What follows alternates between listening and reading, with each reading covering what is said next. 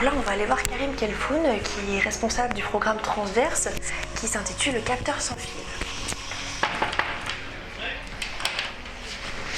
Bonjour. Enchantée. Alors, j'aimerais savoir un petit peu ce que vous faites dans le programme Transverse, c'est ça? Donc vous êtes Karim Kelfoun. Karim Kelfoun, enseignant-chercheur à l'université, et je suis animateur responsable du programme Transverse, réseau de capteurs, qui est un axe transverse parce qu'il répond à des besoins de mesure de terrain de plusieurs des axes de clairvolque. Donc ces besoins, c'est de réussir à avoir des données de l'activité volcanique et de transmettre ces données, de là où elles sont prises, vers les observatoires et vers les laboratoires de recherche. Par exemple, on s'intéresse à ce genre de phénomènes qui sont des écoulements pyroclastiques. Et ce qui nous intéresse dans ces phénomènes, c'est de savoir ce qu'il se passe au niveau de la source. Pourquoi est-ce que ces écoulements ont telle ou telle caractéristique et quel est le lien entre les caractéristiques que l'on mesure et les caractéristiques de la source. Et puis après, bien sûr, mesurer les caractéristiques de ces écoulements. Donc, le système nous permet aussi de réaliser des photos thermiques du sommet du volcan. Donc on voit la température, les zones anormales thermiquement. Ce que l'on voit actuellement, c'est que l'activité est relativement faible. On a quelques fumerolles qui s'échappent autour du dôme de lave, et puis une fumerole un petit peu en contrebas qui est là. D'accord. On pourrait regarder, vous avez un exemple de matériel que vous utilisez pour aller sur le terrain comme ça? Nous sommes en train de développer une nouvelle génération de stations à l'Observatoire de physique du globe de Clermont, et nous pouvons y aller. Ah super, c'est parti. Donc du coup, vous allez fréquemment sur le terrain pour tester ces stations que vous mettez en place. Alors, ce genre de station est faite pour acquérir des données de terrain.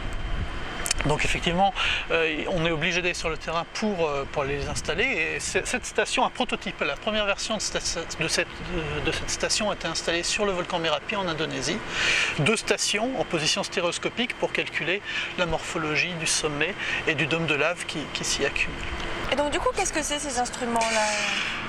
Donc, dans cet axe transverse, on travaille sur plusieurs choses. Pour avoir ces données en continu, il faut des systèmes qui soient économes en énergie, des systèmes qui se passent de fils, parce que sur les volcans, tendre des fils dans tous les sens avec les vapeurs acides, avec les poussières, avec les roches et avec la topographie, c'est pas possible.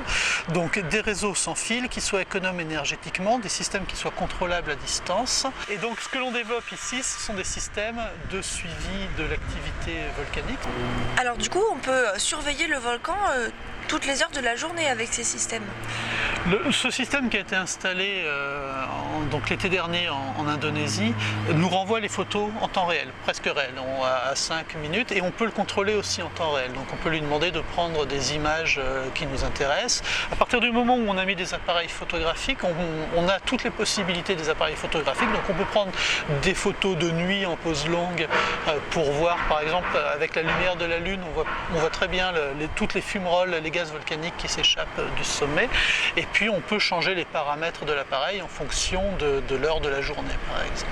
Donc le but principal, c'est de récupérer du coup des données afin de mieux prévenir... Récupérer les données, mesure en continu, et puis surtout pouvoir contrôler le système à distance en cas de phénomènes intéressants à étudier ou en cas de crise éruptive, de pouvoir dire au système, maintenant tu vas prendre plus d'images ou des images à telle et telle heure. Donc on augmente la fréquence, on augmente les données pour avoir ces informations sur la vitesse des écoulements, la vitesse de croissance, l'ouverture de fractures, la température du sommet, etc.